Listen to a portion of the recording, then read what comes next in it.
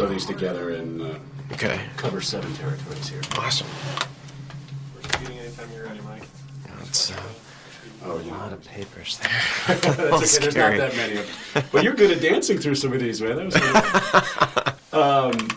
You had a rather unusual screen test for this. Can you talk about that and what made it especially strange and difficult for you?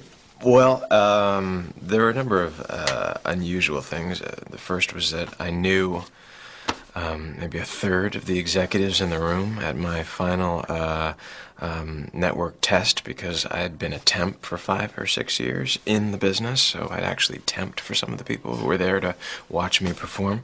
But it didn't make me more nervous. It made me less, because I understand that they're just human beings as well. It's really easy for actors to assign godlike status to the people who have the power to give you a job, or not, as the case may be. But my experience working for these people in another facet of the business just humanized them. And other than that, I think I was also the very last person they saw for Michael Scofield. So they'd been scraping the bottom of the barrel for a couple of weeks, and they were ready to start shooting a week and a half from the day that I first picked up a script to see whether I wanted to audition. And I think the fact that it all happened so quickly, I got the script on a Friday, auditioned on a Monday, had a call back on Tuesday, got the part Tuesday night, and then started shooting the following Monday, meant that there just wasn't time for nerves. They were as comfortable with you as you were with them. Yeah, I'd like to think so. Can you talk about some of the preparations you made in researching and in the research you did for the role?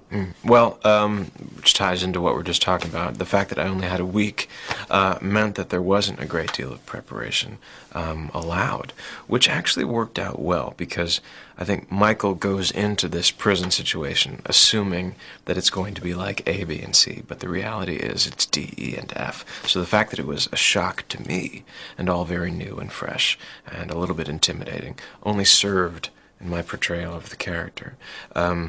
What I did do a little bit of research on was, what it is to be a structural engineer. And I remember one phrase that I came across in one of these books. It said something to the effect of a structural engineer is in the business of figuring out how things are linked together, so that if you figure out which brick to remove in a wall of bricks, if it's the right one, you can bring the whole thing tumbling down, which is what Michael's attempting to do here, to save his brother, who is behind walls, and then second season to find that one brick that's going to allow them to take down the entire government conspiracy that's put him behind walls.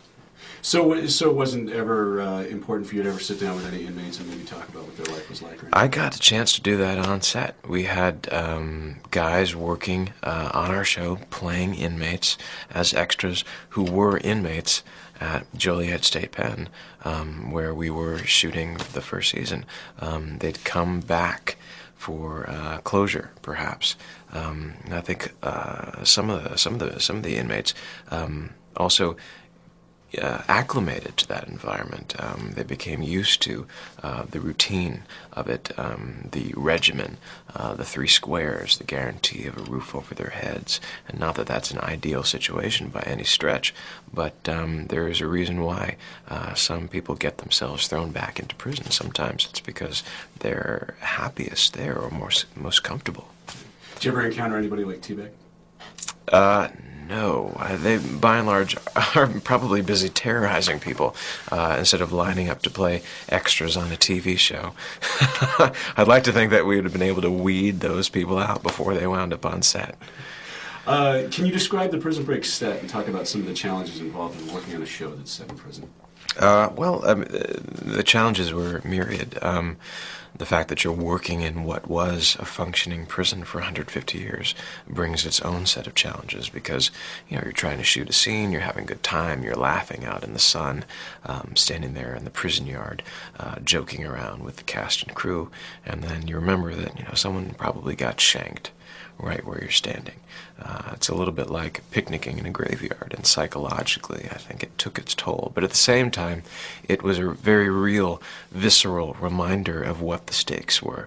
The writers came to Joliet State Pen and used the existing prison as the prison on the show. So the walls and the tunnels, the cell blocks and the barbed wire that Michael has to negotiate in order to free his brother actually existed. It wasn't a soundstage in Burbank somewhere. So it made the leap from me to my character that much shorter. And the only thing that I was worried about first season was what happens when we escape, because the show is called Prison Break, and Fox River State Pen was our universe. It was the most important character on the show. It lent so much to Prison Break in terms of authenticity and integrity. But the writers are so clever, and what we've got going second season is the entire United States of America functioning as a figurative prison for our heroes. For you personally, how have those challenges changed in season 2? Well, my job is to keep this universe spinning on its axis. I am the engineer, literally and figuratively. So it's Michael's job to move the action from plot point to plot point. And the show is a roller coaster ride. We embrace that. I think it's one of our strengths.